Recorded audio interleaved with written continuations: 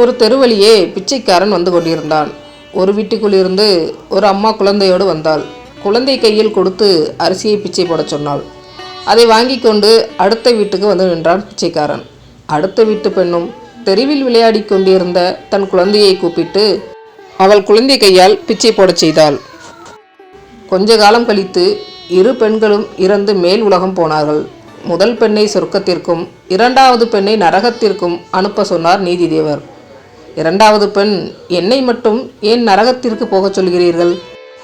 அந்த பெண் குழந்தையிடம் கொடுத்து தர்மம் செய்த மாதிரி தானே நானும் செய்தேன் என்று சண்டை போட்டாள். அதற்கு நீதிதேவர் சொன்னார், நீங்கள் இருவருமே குழந்தையின் கையால் பிச்சை போட்டாலும் உங்கள் இருவரின் நினைப்பும் வேறு மாதிரி இருந்தது.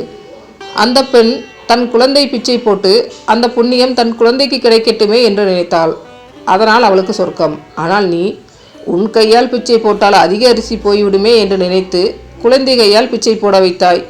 உனக்கு கெட்ட எண்ணம் இருந்ததால் புண்ணியம் கிடைக்கவில்லை என்றார். மனிதனுக்கு நல்ல எண்ணங்கள் இருக்க வேண்டும். நல்லதே செய்தாலும் அதை நல்ல எண்ணத்தோடு செய்ய வேண்டும்.